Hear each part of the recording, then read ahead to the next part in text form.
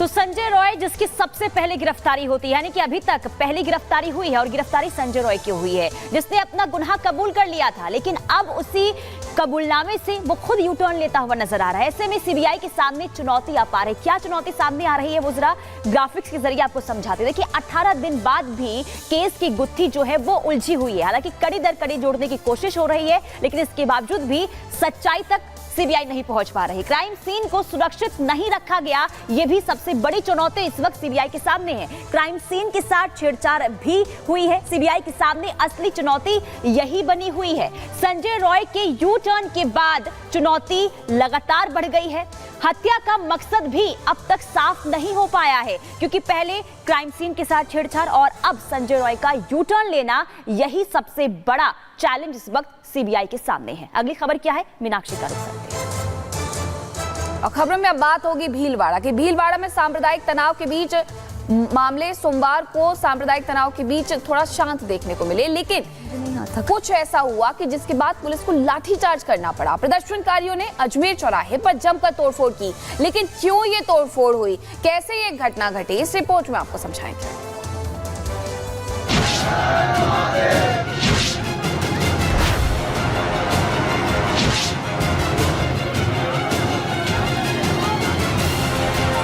ये भीड़, हंगामा और प्रदर्शन की तस्वीरें हैं राजस्थान के भीलवाड़ा की, जहां की शांति को किसी की नजर लग गई है। लेकिन ये विवाद क्यों हुआ, उससे पहले ये तस्वीरें देखिए, जहां पर आक्रोशित लोग कैसे लगातार हंगामा कर रहे हैं क्योंकि लोग आहत हैं।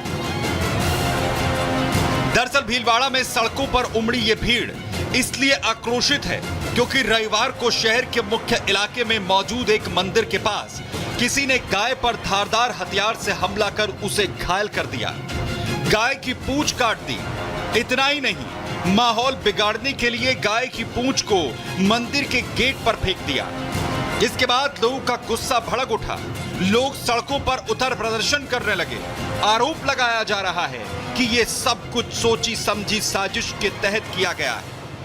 जिस तरह ये असामाजिक तत्व गौ माता की पूंछ काटकर और मंदिर पर 500 फीट दूर आकर उस पूंछ को मंदिर में चढ़ाते हैं, ये असामाजिक तत्व ये नगर में, राज्य में अशांति फैलाना चाहते हैं। और जिस तरह ये बांग्लादेश की घटना के बाद ये असामाजिक तत्व जिस तरह से ये हरकतें कर रहा है, प्रशासन अभी तक इसके बिल्कुल किसी भी तरह का ध्यान नहीं दे रहा है। कहीं न कहीं जो राष्ट्र विरोधी जो संगठन है, जो प्रतिबंधित संगठन है, उनका हाथ इस घटना में, क्योंकि इस जगह पे ये चौथी घटना है, पहली घटना नहीं है। पूंछ यहाँ हनुमान जी के मंदिर के ऊपर डाली गई। इसका मतलब हिंदू समाज आंदोलित हो, दंगा हो और संपत्ति का नुकसान हो, वो ये चाहते हैं। वही मामले के सामने आने के बाद प्रशासन हरकत में आया, लेकिन तब तक हिंदू संगठन के लोग सड़कों पर उतरकर प्रदर्शन करने लगे। लेकिन इसी बीच माहौल को बिगाड़ने की एक कोशिश तब हुई जब प्रदर्शन के दौरान भीड़ उग्र हो गई, तोड़फोड़ करने लगी। प्रशासन ने हालात को काबू करने के लिए लाठीचार्ज का इस्तेमाल किया और इकट्ठा हुई भीड़ को खदेड़ दिया। गाय के अंग को एक मंदिर के सामने रखा, जिसकी वजह से ये सारी चीज़ें देखने को मिली हैं। यानी कि माहौल बिगाड़ने वालों पर अब सख्ती और नज़र जो है वो पैनी कर चुकी है राजस्थान की पुलिस, साथ ही प्रशासन। इसके साथ ही डीएम ने जो है वो नज़र बनाने के आदेश भी दिए हैं। खुफिया विभाग जो है वो अलर्ट मोड पर रखा गया है। इसके साथ ही लोगों में नाराजगी बहुत ज़्यादा है। जन्माष्टमी से ठीक एक दिन पहले हुई इस घटना के बाद शहर में तनाव के हालात बन गए। धरने पर बैठे लोगों ने प्रशासन से इस मामले में कड़ी कार्रवाई की मांग की। लोगों को शांत कराने के लिए प्रशासन ने हल्का बल प्रयोग किया, तो वहीं प्रशासन अब घटना को अंजाम देने वालों तक पहुंचने में लगा है।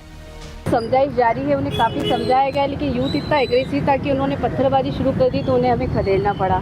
कोशिश ये करी कि किसी को गंभीर चोटें ना आए। तो जो बाइक पड़ी है उनको भी जब्त किया जा रहा है? बिल्कुल, क्योंकि ये उन्हीं लोगों की है जिन लोगों ने यहाँ धरना प्रदर्शन शुरू किया था। उनसे समझाइश भी की गई, लेकिन नहीं माने। और अगर किसी जेन्युइन पर्सन की हुई तो उसे छोड़ दिया जाएगा, लेकिन एक बार तो इन्हें जब्त किया जाएगा। तो शांत शहर में अशांति फैलाने की कोशिश की जा रही थी? ऐसा लग रहा है पिछले 2-3 दिनों से जैसा घटनाक्रम चल रहा है कि शांति बिगाड़ने का प्रयास किया जा रहा है, लेकिन ऐसा होने नहीं दिया जाएगा।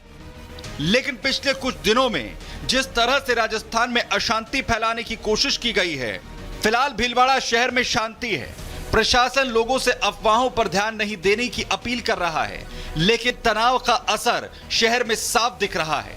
जगह जगह पुलिस गश्त कर रही है और प्रशासन सतर्क है। Bureau report, Republic Bharat.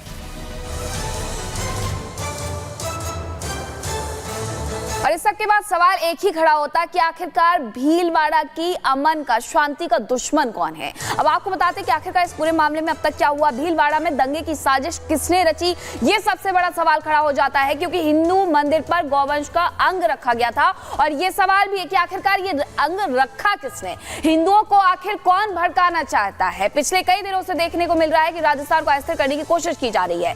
क्या राजस्थान में बड़ी साजिश रची जा रही है? भीलवाड़ा में दंगे से आखिरकार फायदा किसे है, ये भी इसके साथ सवाल उठता है कि आरोपियों की गिरफ्तारी अब तक क्यों नहीं हुई है, क्योंकि लगातार साधु संत इसे लेकर के प्रदर्शन कर रहे थे और मांग कर रहे थे, अल्टीमेटम भी दिया गया था कि गिरफ्तारी जल्द से जल्द हो। इस मामले में पुलिस क्या इसे संभाल पाएगी, ये भी बड़ा सवाल है, क्योंकि साधु संत है जो कि प्रदर्शन पर बैठे हुए हैं और मांग कर रहे हैं कि जल्द से जल्द गिरफ्तारी की जाए आरोपियों की।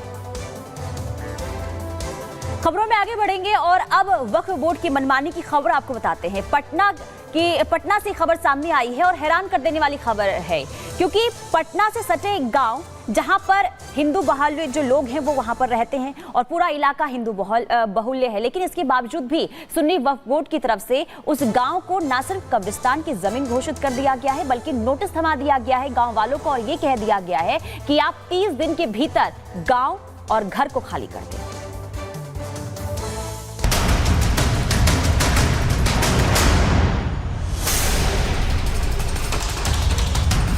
कागजों में अपने आशियाने के सबूत ढूंढते इन लोगों पर बेघर होने का खतरा मंडरा रहा है।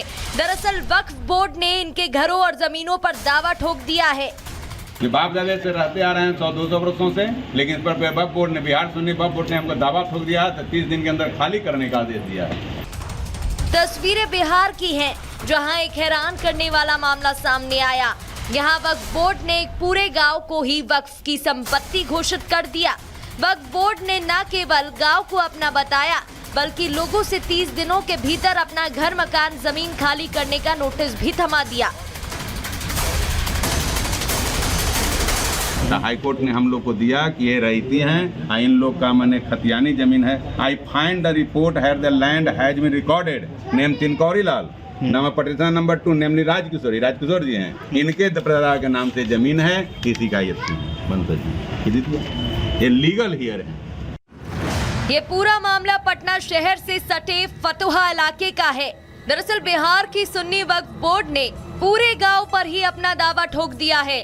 वक्फ बोर्ड की ओर से ग्रामीणों को गांव खाली कराने का नोटिस जारी किया गया है। नोटिस मिलने के बाद ग्रामीण अब हैरान और परेशान हैं। गांव में लगभग 85% हिंदू आबादी ही रहती है। ग्रामीणों का दावा है कि कई पीढ़ियों से वो लोग इसी गांव में रहते चले आ रहे हैं, लेकिन अब वक्फ बोर्ड उन्हें अपने ही गाँव घर से बेदखल करने की कोशिश कर रहा है।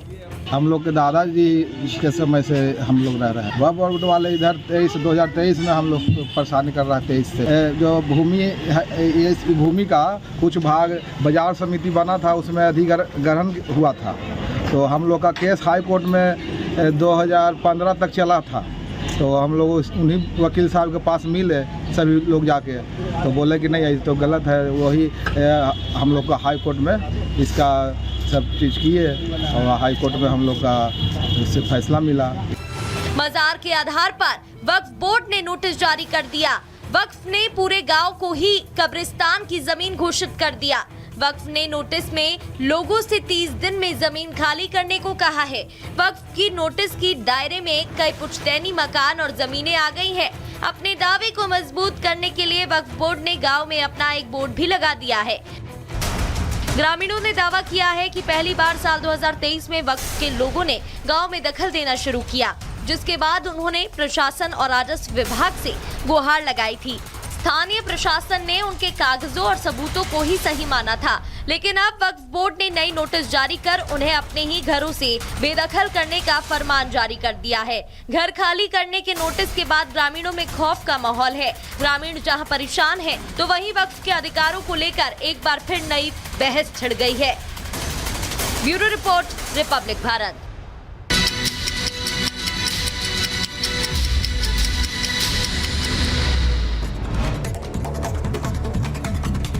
मुंबई के कलवा देवी इलाके में गिरी 7 फीट ऊंची दीवार। हादसे में 2 लोगों की मौत हो गई है जबकि एक गंभीर रूप से घायल है। वहीं नोएडा के सेक्टर 62 पेइंग गेस्ट हाउस में लगी भीषण आग। देखते ही देखते आग ने लिया विकराल रूप। लोगों में मची चीख पुकार। सूचना मिलते ही फायर ब्रिगेड की कई गाड़ियां मौके पर पहुंची और आग पर काबू पाया। मैनपुरी में दबंगों का आतंक देखने को मिला। चोरी के आरोप में नाबालिग बच्चों को बंधक बनाकर बेरहमी से पीटा गया। बचाने आए परिजनों को भी पीट कर किया घायल। पुलिस मामले की छानबीन कर रही है। बिहार के मुजफ्फरपुर में मासूम बच्ची की हत्या से सनसनी। प्रेमी संग शादी के लिए मां ने की निर्मम हत्या। शव को ट्रॉली बैग में भर करके फेंका। पुलिस ने आरोपी महिला को किया गिरफ्तार।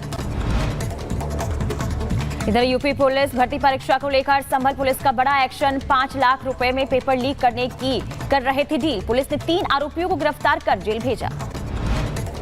मिर्जापुर में लेखपाल की अभद्रता पर भड़के बीजेपी के विधायक रत्नाकर मिश्रा। एसडीएम